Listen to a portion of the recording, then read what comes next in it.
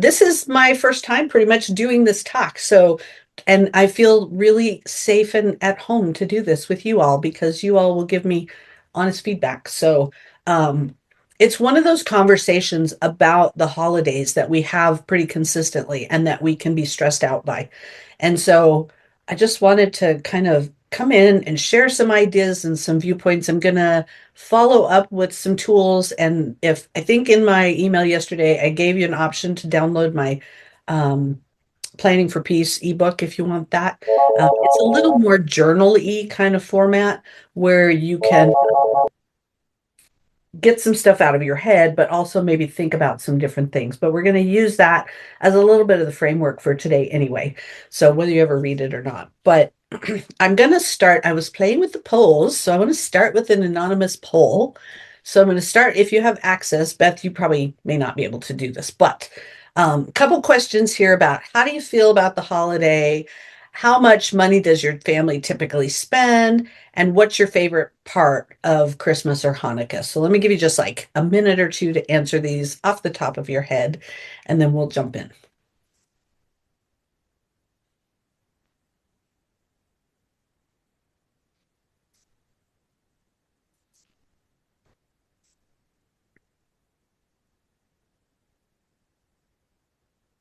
I'm going to click on time with family, but it's also with friends too.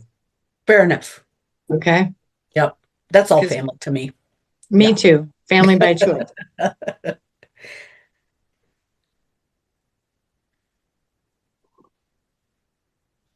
Okay. Couple more. Is the poll going to work for you, Beth? I can't tell.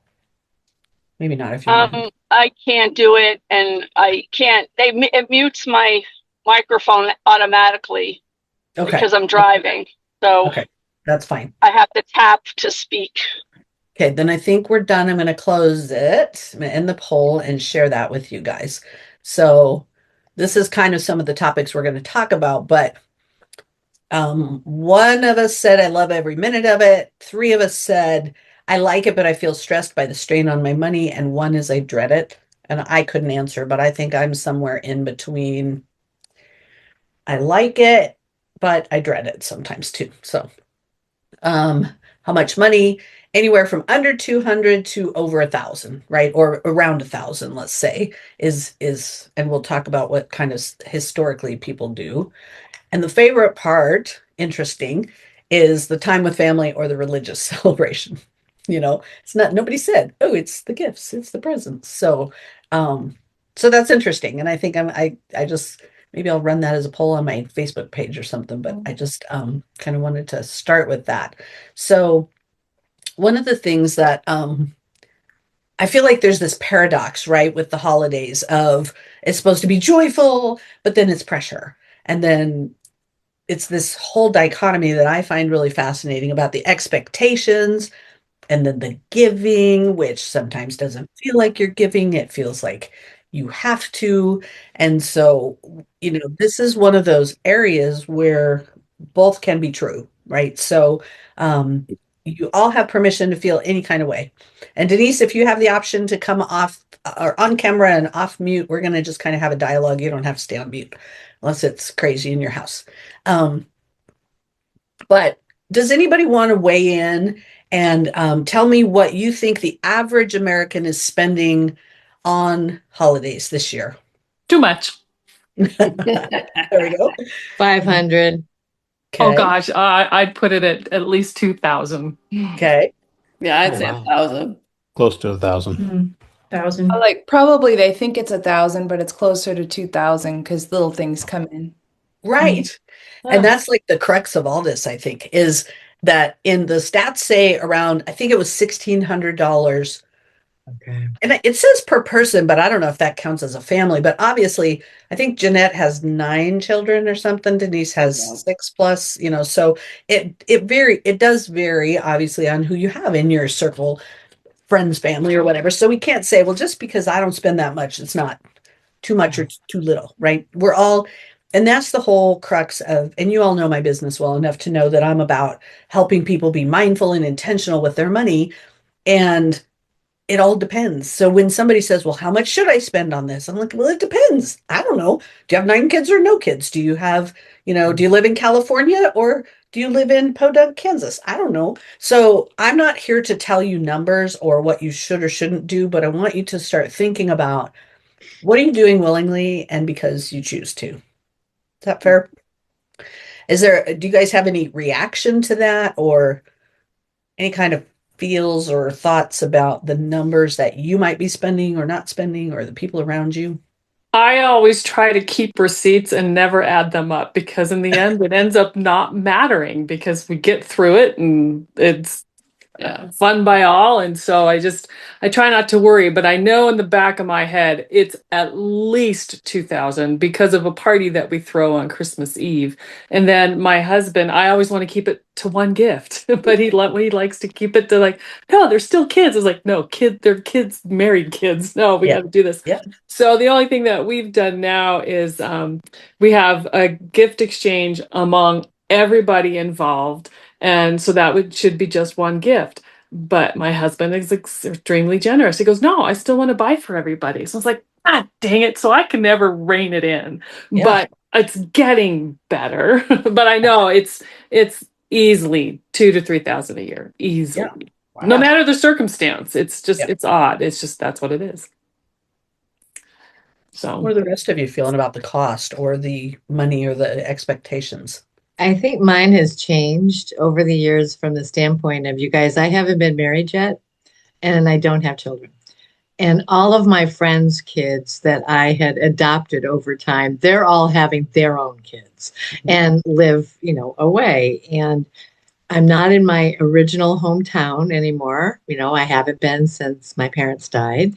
And my siblings and I, we have always, they count on me to make the family peanut brittle recipe. I'm the one that does, like all this crazy stuff. So my real expense is like making things for people I love. And peanut brittle or like blackberry jam, because I go pick blackberries every summer and they love my jam, and lemon curd when I pick lemons and blah, blah, blah, blah, blah. So it's more that is what we do. So my cost is like supplies for like the kitchen and mailing. that's awesome. Which still can be a cost, right? I mean, I think. And it is a cost, but that's why I put mine at the 200 range because I have two siblings. My friends locally, we tend to do things together.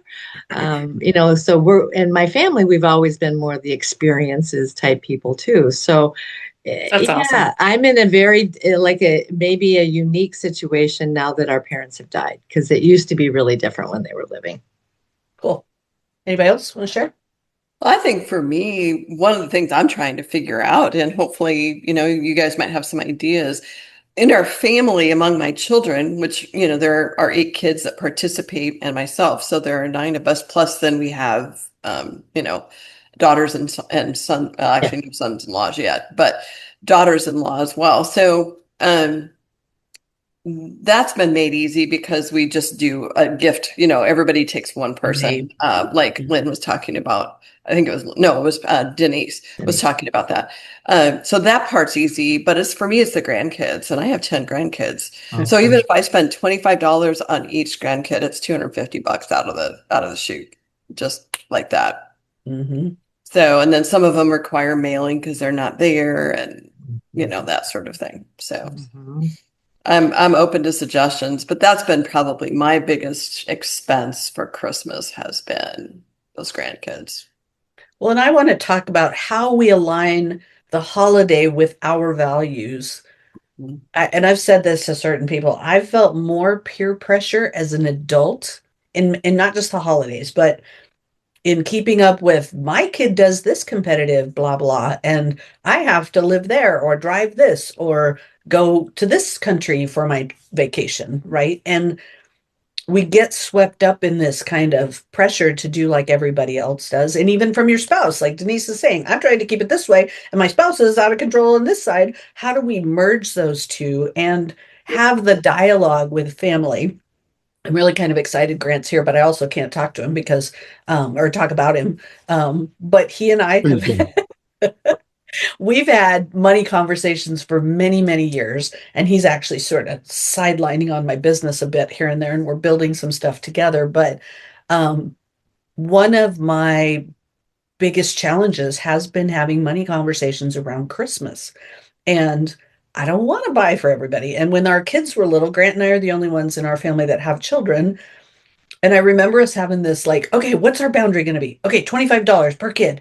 So I'd buy 25 for his two and he'd buy 25 for my two. And then we'd ship it. So then you add the shipping costs. Pretty soon one year we went, why are we doing that? We're both spending the same dollars. How about I'll buy for my kids and put your name on it and you buy for my kids and I'll put your name on it. We'll save the shipping. And then a few years later or whatever, we go, okay, that's just silly. Our kids have so many things. Why are we continuing to buy them things so that Aunt Penny, they know that Penny cares about them? And, it helps when the kids get older, but also he's got a very large extended family on his wife's side. I have a small extended family on my husband's side, but it never seemed to fail that the kids had way too much stuff. And Yeah. Christmas was just becoming about stuff. And they didn't even know who gave them what. And you'd have this frenzy and you'd be like, do you even know what I bought you? Like, no. Can they tell you next year? No. And so it started feeding this. So now, even for quite a few years, our families we just get together for Christmas. And now that our kids are out of college and we don't have to worry about Christmas break so much, we're finding ways to get together outside of this expensive time of year. But it's taken a lot of dialogue and trust with somebody that I can speak honestly to. I have not had the same experience with my sister-in-law's side of the family. And they are really upset that they want to send gifts. And every year we'd say, we don't want gifts. And they'd send gifts. And then we would feel obligated Yeah. to then send a gift at the last minute. Literally a couple years ago, we all exchanged Hickory Farms cheese boxes. And I'm like, okay, this is just stupid. I could go buy my own damn Hickory Farms cheese box, right? And so we brought it up again. Well, then we upset them because I don't know, we want to show people we love you. If you love me, come, do something else for me. And we're going to talk a little bit about the love languages. And I think that it doesn't mean you don't care about somebody because you're choosing to have some focus on your own finances and your plan, right? So I think starting with your why on all things when we're working on change, why are we doing it? And not just because we're expected to, right? So I would encourage you to challenge the shoulds in your life and say, okay, I'm doing this because I want to, this aligns with my values, whatever. Um, and Carol you want to just talk about that? Carol, in your comment. Yeah, sure.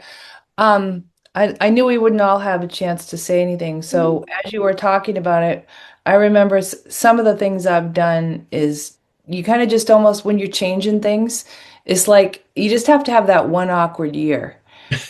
Like you don't know how to say it, or maybe what about the friends? Because it just gets out of control. But then there's that one awkward year where they give you something and you don't give them anything back, and then you're like, okay, so that's all right because we're still friends. And Mhm. then like next year is kind of this unwritten rule that we don't have to get anything for anybody unless we do have the conversation ahead of time, which can be weird. So that's another way to do it, I feel. It can be weird, but I think it's also important as much as you can.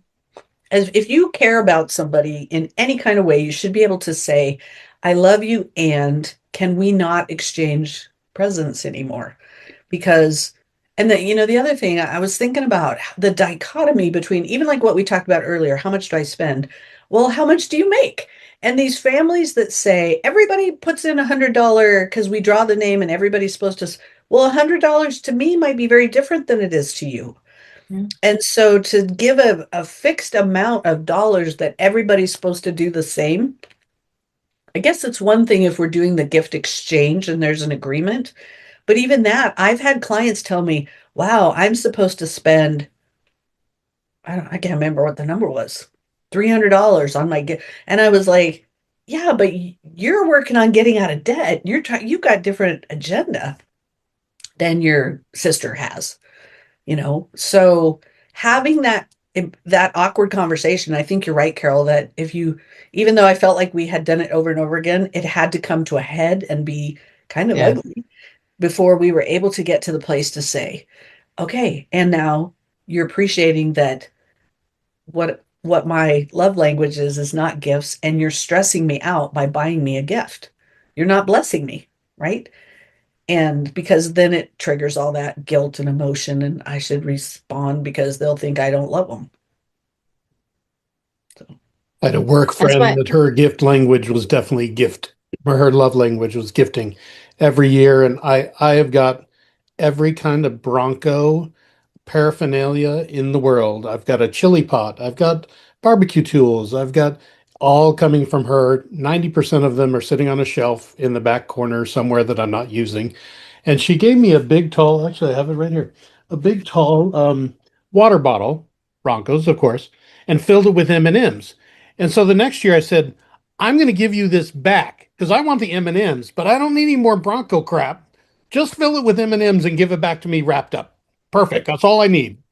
And she did for a couple of years. That worked, but then it goes against everything. She has to go buy something new and special, and I'm like, no, I don't need it. If you really want to do something, that's what I need and want. I'll eat the M&Ms all year long, and I'll think about you all year long. right, right.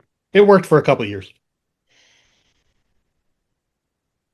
Work is that leads me into one of my most memorable stresses around holidays was at work when I worked at the county, and the expectation that every time somebody's mom died or was sick, they were passing the envelope to say, here, and they would tell you how many dollars to put in there a lot of times, and then it would come around to the holiday, and I would be like, and we have to do the holiday party, and everybody, or you need to do Secret Santa, or you're kind of you're the Scrooge, you're the one not participating. And then we'd go to the holiday party with the gift exchange and have this, $25 or $50 limit. And then everybody was buying a bottle of wine. And I'm like, you're buying wine that I don't even drink. If we're going to have a wine exchange, let's call it that, And so every year I would say, why do we have to do this? And let me just opt out. I love coming to the party. I love being with you and I care about my coworkers, but if I'm cutting out my friends and my family on my list, why do I have to do this at work to be a team player? And so, even though it was a bunch of social workers that I thought would appreciate this and understand the emotional part of it, it took a lot of time to finally keep talking about love languages. And I said, what really matters to me is acts of service. So, if you want to come file my stack of papers for me, that would be a beautiful gift. I don't need a trinket that I'm going to take home and go, what do I do with this? I have everything I need. Right. And again, it's those awkward conversations that are important and finding a way to speak somebody else's love language. So is anybody not familiar with the 5 love languages quiz? I know it. You know it. It's fun to do again. So let me pull that up. I was gonna I'll share it in the link here, or you can even just go Google 5 love languages quiz, but I found it so I can drop it for you. And then if you're on a computer, you can click on it and go do it later. But it's really kind of interesting. And then to have maybe your family and friends do it. Like, what's your Yeah. love language? I'm a quality time. I'm a Yeah. quality time, hands down. So as long as some of the kids come home, I'm happy. I need nothing else. Yeah. I just like spending time with the people. So Yep. the whole gift thing is it needs to change. It's changing, but it's not just the one awkward conversation. It's kind of morphing. Yeah. It's morphing. And yeah, and all my kids are at completely different stages of income.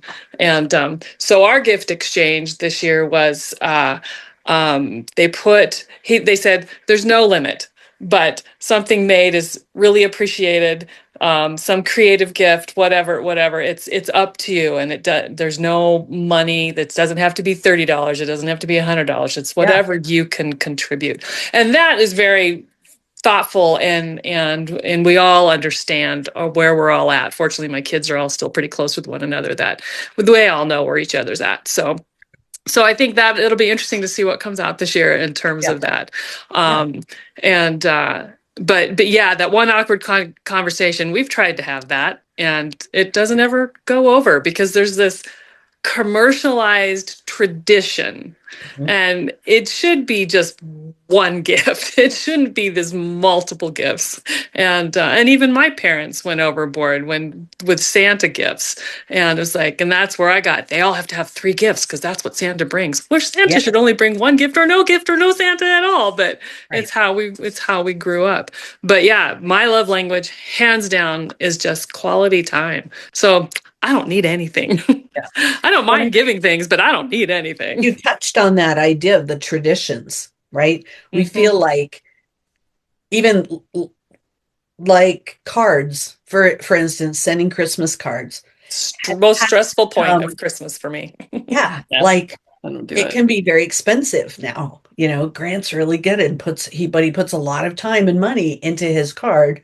And I think he does it as much for himself as he does for anybody else. But um, I quit doing it years ago. About the time my life got interesting, when I went into business for myself, I quit doing the card. I'm like, that was weird, but maybe it coincides with social media. And I feel like, most people kind of know what I'm up to.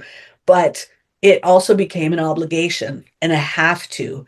And same with baking and cookies and fudge and all of the things that we think we have to do to celebrate this season. We have to buy this decoration, or some people buy all new decorations every year because they want a certain new look, or every other year or something like that. And I was like, when you start thinking about that and we couple that with what we talked about early on with how much are people spending, if they're spending $1,500 a year and they haven't planned it and they don't have the cash for that, it's going on a credit card.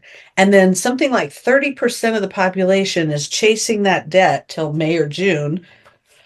And I was pulling up my calculator. They're like, if you're only paying the minimum on that $1,500, you're going to spend another, I think it was $1,200 in Yeah. interest.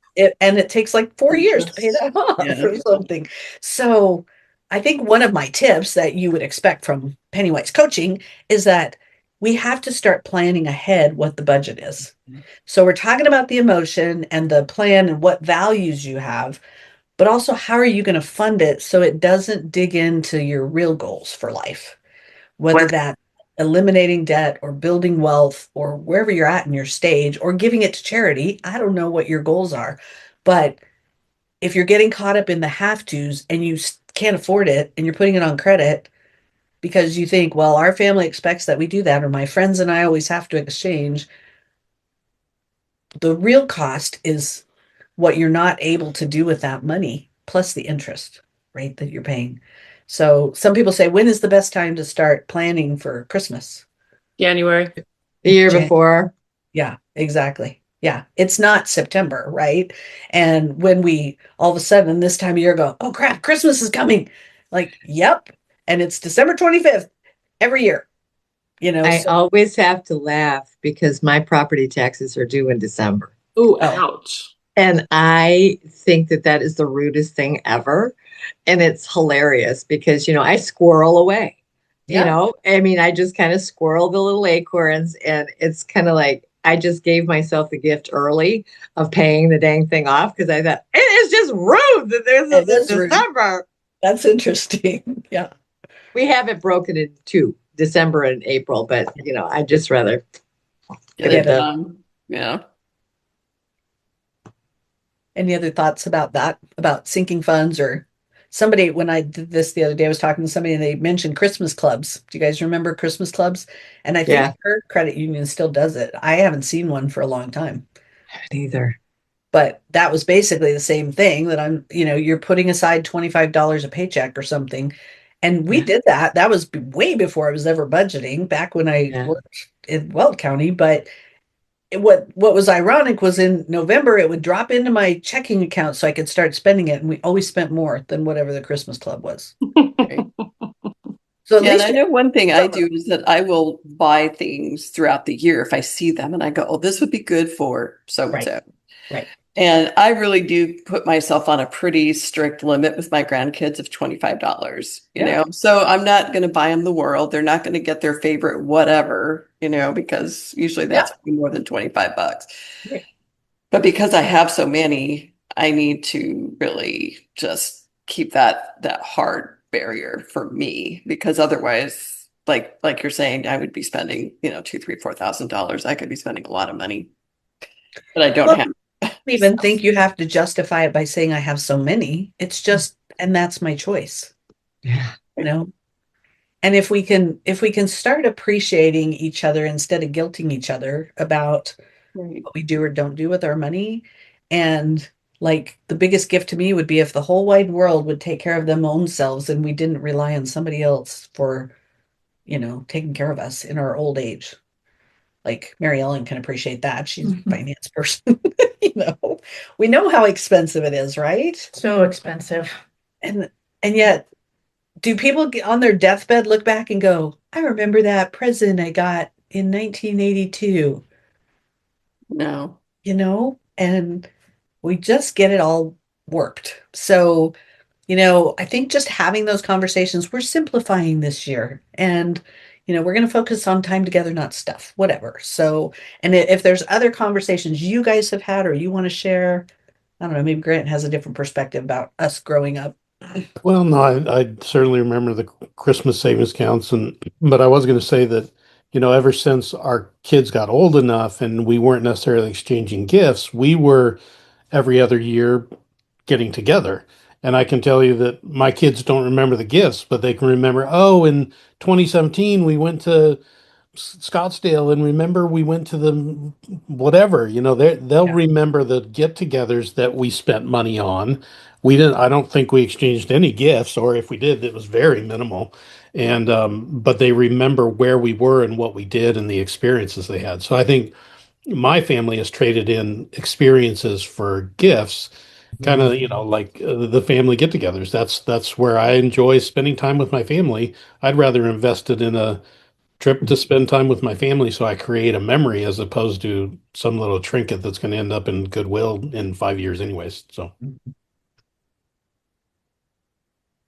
It would be interesting if families did more of the white elephant thing that sometimes groups do. Like, let me go look in my closet what I can give you that I could just pass around to me. Because I know there's the fun in the opening gifts. One of the traditions in my family kind of started back with our mom. We were pretty poor when we grew up, and our gifts were literally wrapped in comics, comic Yeah. paper, whatever.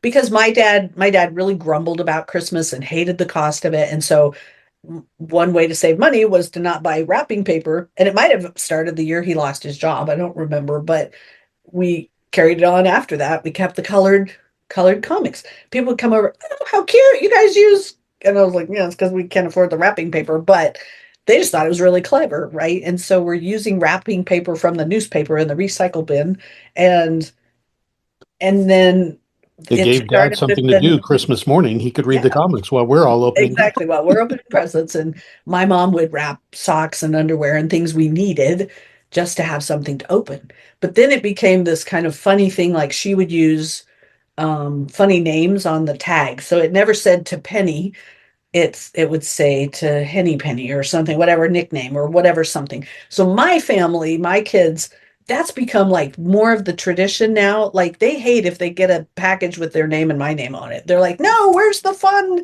Because now it's like a puzzle before you open it. So you have to read the name and figure out who it goes to and then who it's from. And it's all about like it could be from Bronco Boy to blah, blah, blah, right? But it's funny, those traditions, and they have nothing to do with money, right? And like Grant said, that's what matters to them. Well, and Penny, you had an interesting comment about the white elephant type thing.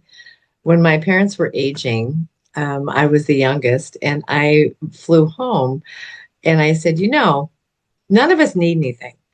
And they both kind of looked at me, and I said, if you would like to bequeath us things from like your anniversary wedding, from your anniversary, from things here that have special meaning. So we started an annual tradition of they would tell me the history behind whatever something was, and I would write that on the card, for my brother, for my sister, or, for myself. So it was funny because the silver water pitcher with the engraved L on it, when my brother was remarried, I had been the one to receive that. I gave it to him as the wedding gift, and he was like, thank you. So, it was kind of like repurposing in advance. And Yeah. there was still a whole lot to clean out after they died, but it was also things that were meaningful and things that my siblings wanted. Guess what? Everybody kind of had their thing early. I love that. That is a Yeah. cool idea. We've been doing a lot of planning with my in-laws, and I think I finally have them, thinking about stuff. And the other day I was over there and my mother's like, "Here, do you want the silver?" I'm like, "I have my mom's silver I don't use, but maybe Mallory wants it." And so then, but I really appreciate that she's even starting to think that way, because I would rather get something when somebody's living than when you're Yeah. dead and you're having to go through and going, "I don't know who made this. Let's put it in Goodwill." Well, and hear the story about it. Mhm. Why was it meaningful for them? Yeah. And if you guys don't know Lynn, she does some really cool parenting, end of life stuff. She's got a great email. You should get on her email. I always learn something new from Lynn's. So I don't know how to describe what you do. If you have a second at the end, I'll have you introduce yourself. But so yeah, setting aside and teaching your kids some of these values, right? And creating the sinking fund is what we call that, when you're setting aside little bits of money all year long. So if you didn't do it last year, start for next year, right? Or start for every paycheck from now till December, whenever you're going to buy stuff, right? So I think that's a great way to help reduce the roller coaster of Christmas and set the boundary and say, this is what my budget is. It's 1,000, it's 2,000, it's 500, whatever, right? And you have to give yourself some grace in this process, because it's not going to happen overnight, and these conversations don't happen overnight, but it really is about freedom and, your choices in the long game. So I have a tool that it might be easier to send it to you after, but I'm gonna see if I can drop it in here now. But I created a holiday budget that is in Google Drive, and it's one that you can copy and save for yourself. I think here, maybe I can share it, screen share it a minute, and then I'll see if you want it. Um, but I think, let's see, share More screen. computer savvy than me. I know. I'll have to send you. I'll walk you through it. That's okay. Okay, so here's how it looks. So you copy this link, you'll get this, and you'll say, okay, you want to use this, you have to make your own copy, right? Because you're not stomping um on the original. Now, Wise guys. so, wise guys are my people. So, and then the way this works is that you can either start with your total up here and go, okay, here's my $1,000, and I put that in the total. And then it says, okay, what do you have left to budget? I have $1,000 left. And then if you start putting in, I'm just making up numbers, whatever, it's chipping away at what you have left to budget, because we want to get down to zero on your plan. And then when you go spend, you put it in the actual side of, I spent 207.99, and then that's the actual spent, right? And you still have 792.01 to spend.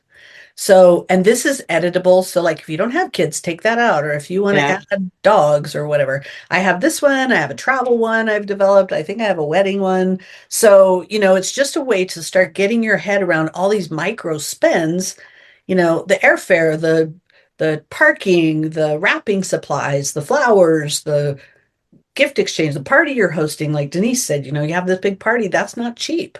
So these are all places that help you get your head around. So you can either start with the total number, or you can take that number out and start saying, okay, well, I think I'll spend this. Oh, it's going to be more than that. And I'm going to need this, and whatever. I'm not really paying attention to so don't count but then it builds, okay, here's how much you're going to need to have in your budget, right? So you've got at least 687 so far. So that helps you go, wow, even if I only do 25 per person, or if I do 10 per person or whatever, it adds up. So I'm going to email this to you also with the recording and and I'll drop the link in our chat here if you want to pick it up today. But I think it's some place to start, to start figuring out, can I get my head around this whole idea, right? What other areas do you guys feel like cause you stress that maybe you found some ways to deal with that we haven't talked about yet? So Christmas cards always caused me stress because I was the only one that did them. And there was always about 80 to 100 that went out. Yeah. And I put additional stress on myself because I wanted it to be creative and I wanted to create it and not buy Christmas cards. But just writing them, addressing them with 6 kids just took too much time. And I finally gave it up a couple years ago. They've been gone for a while, but I finally gave it up. And so now my husband will do it, but he doesn't do the list. He just thinks of somebody and then he sends a card. And then I was like, well, who did you send it to? So it's oddly still very stressful because one, I feel guilt for not Yeah. sending out cards. And two, I'm not doing them, but he is. So it's still a darn issue. But I don't make the time for it, and that has alleviated time stress for me. Yeah. And now you just got to work on the guilt of letting The go, emotional letting it stress. be, letting it be how it is. Say it again. Oh, Beth. Oh, you're talking. I'm sorry. I right. thought I was on mute. Sorry. Right. Anybody else? What other kind of places? Where are you finding ease in your holidays? So on the holiday card thing, what I used to do, and I celebrate Christmas. So what I used to do for Christmas cards when the kids were little is I used to, before I had kids, I used to always do it like at the last minute, and it came out after the holiday and all. And then I thought, well, hang on, we always have Veterans Day off, and I never have a plan for that. So what I'll do is I'll go ahead and order the card then, because by then I kind of wanted to do like the pictures, and Yeah. I really enjoyed like Shutterfly, and plus you get a really good deal at the beginning of the season, before Right. Thanksgiving. Right. So I just made that in my plan. And actually that worked really well. And I didn't have to pay like, extra for shipping fast or what have you. And um, I did, of course, have to pay for the stamps. But what would happen was I would get them prior to Thanksgiving, and usually around Thanksgiving I had some downtime. So what I would do is I would just address them all, and honestly, I got to this crazy point where like on Friday or Saturday after Thanksgiving, I would just send them, and then I was done. Yeah. And then what I realized was people stopped a couple of years ago. I realized that people stopped sending them to me as much, and thought to myself, why am I doing this? So last year, I didn't send the card. And I didn't get that many back, but then I had like, you get those free cards in the mail from places you maybe donated. So I just had a bunch of those. And every time I got a card, I would just send them back like a generic one. Yeah. I don't have any generic ones left, so I should probably go out and get like just like a $5 or $10 packet or something just to have them. And I haven't done that. But Yeah. I really love that I don't have to do it anymore. There's part of me that goes, oh, I should really do it. No. So for me, I have been sort of ruthlessly trimming away things I don't want to do. And it started at COVID, because talk about like this isn't money as much, although it all relates. I used to be this crazy person, and now that I look back on it, at the time I didn't think of this at all. But I would open up my home to my entire family. I would displace myself, my children. I would go through the entire home, reposition everything such that it would receive my family. I would buy all the food. I would accommodate everybody's needs. It's no wonder I was stressed out. Right. And then what I realized was in COVID, I didn't have to do that. And then what happened was, like in 22, like after the 21 and 20, I said to my sister, I think I'd like you to stay in a hotel. And she was like, talk about that awkward first year. Yep. And she like it kind of stung. But they don't stay at my house anymore. Interesting. Yeah. And you still have a sister and you figured it out, right? I'll have a sister. Last Christmas was the best. because we didn't go anywhere. We went for a hike. Yeah. Like like I didn't go anywhere. Didn't do any of that.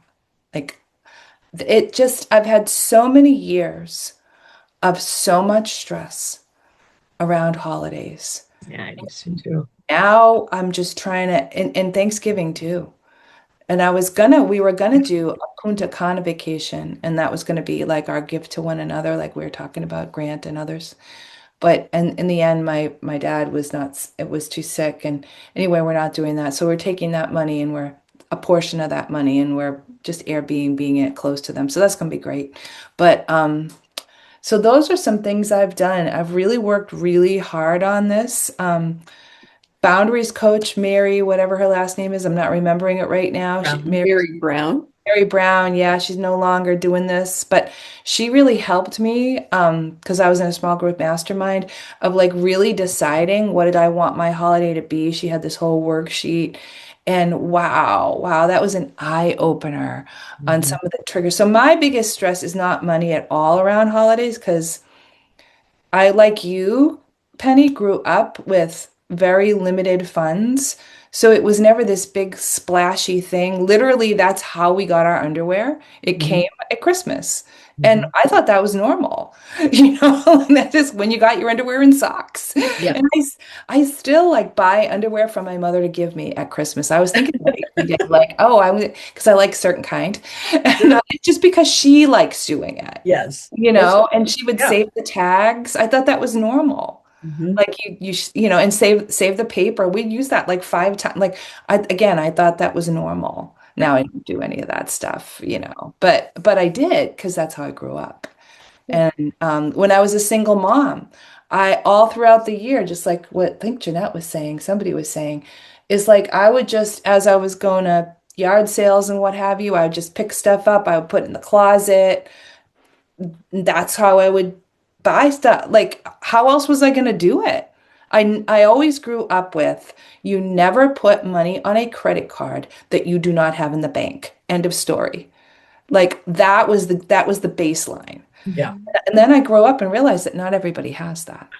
Right. I'd be So out of business. Yeah. yeah, right. Yeah. So anyway, that's kind of my scoop. That's great. Who else Yeah. wants to share? What are some of the ways that you find ease, and what would you share with somebody else that's worked for you? I'd say just making small changes over time. I mean, I can relate to what every single one of you have said. We've started doing more experience. My kids, I have one in college and a senior in high school, and we just went to Florida in October, right? So they know that Christmas will be more like, what do you need? Do you need new pants? Do you need a new jacket? Like whatever it will be, they'll tell me what they need because they know we just went.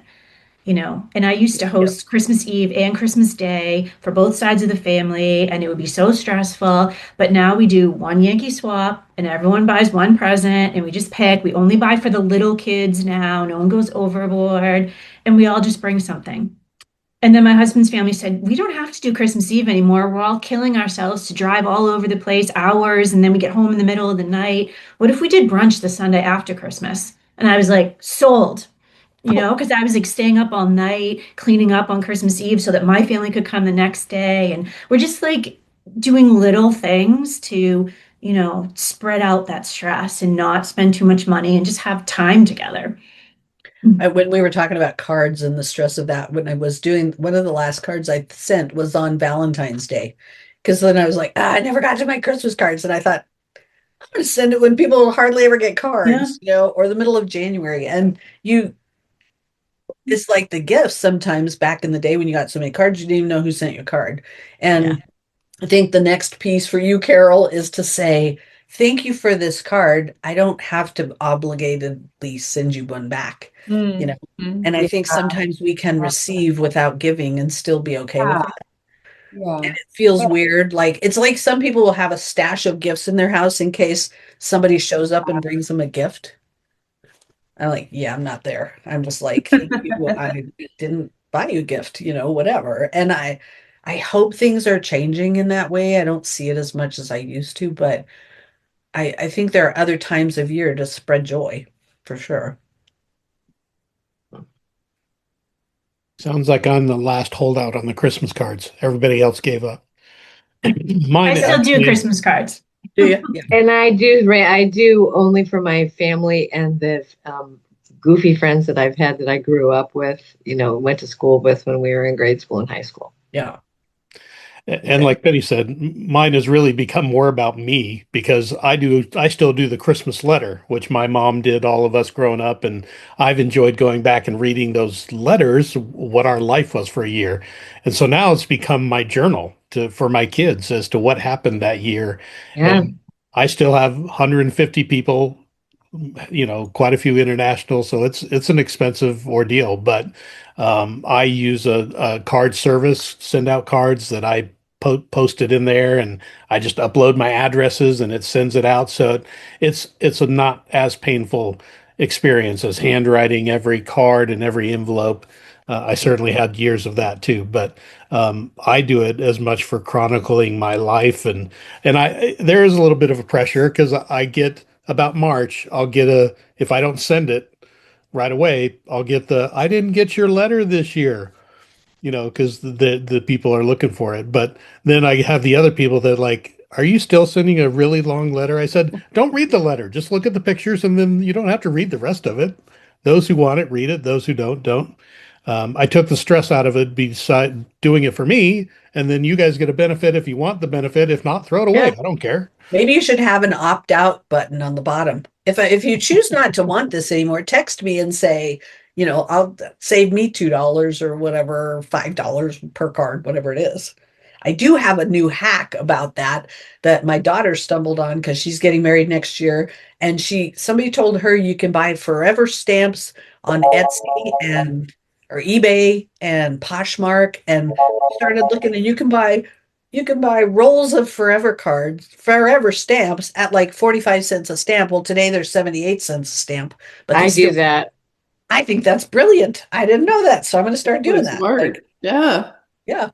I was like, is that legal? I'm like, yeah, I guess you can just buy them. And One of them, so I was not sure, and I got the ones that have like this really cute heart, like little Yeah. pink heart on it and stuff. And it didn't even say forever, and it didn't say Oh. anything. And I thought, oh crap, I Yeah. might have just wasted my money. So I did a stamp to my sister because I figured, okay, But then go. she'll let me know whether or not she gets this. And she's like, oh yeah, I got it. I loved your stamp. And I said, okay, good, thank you. Yeah. Yeah. Which side is that on? Mallory got them on Poshmark, but I've also seen them on eBay. I thought Poshmark was just clothes, but So did I.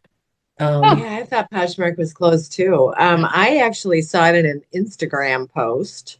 really, And it said forever stamps, get like the roll for $19 or something. And Yeah, I thought that was a scam. I did too. well, Yeah. I tried it because I thought, what the heck? I mean, if I lose $20, I lose $20. I mean, okay, this was worth a chance. And it worked. Well, she Wow. spent like $200 on stamps because she's like, I don't care what goes on my wedding invitations, but I'm going to be sending a bunch of a bunch of save the date, a bunch of thank you. Yeah. So I might as well save the money on. And, she didn't care that it had a cute wedding stamp on it. I was like, oh, that's my girl. That's my Pennywise daughter. There you So go. anything else you guys want to share before we wrap up? This was really great for me. I'm going to send in the chat. I have a workshop coming up. I think it's December, whatever this date is, December. Let me click on it. I have, December 8th from 6 to 7 Mountain Time. That's my next event. If you want to come, that's just kind of a generic budgeting to be or not to be smart with your money, mindful, intentional. And then I also have, some of you are aware I'm doing a group coaching program and more of a DIY versus my one-on-one stuff. But it's called Purposeful Spending Academy. And that's only $37 a month, but we have a once a month group support meeting on top of some DIY videos and stuff. So if it's not a good fit for you, it might be for other people, kids or family or whatever, to kind of start being more intentional and get their finances in shape. So I really appreciate everybody and your feedback and your inclusion in it. And like I said, I'm open to any feedback now or later I'll stop. Thank you for offering like the whole food pantry option. I really, it's a critical time for people. So Yeah, I'm very excited. that was really nice. It's up over $100 between this one and the one that I'm doing. I'm doing this again December 1st at 5:30 p.m. Mountain Time. So if you know of anybody else that you think might come do this, and then I'm matching the donations. So thank you for all of you that donated to that, because we know it's a really critical time right now. And I just thought it's a good way to kind of hit, twice. And you didn't tell us what we had to donate, so we got to choose. That's right. Thank you. That's right. No, because it doesn't matter how much, right? It all adds up. It's everybody, again, it's about what we want to do or can do. There shouldn't be an obligatory amount. So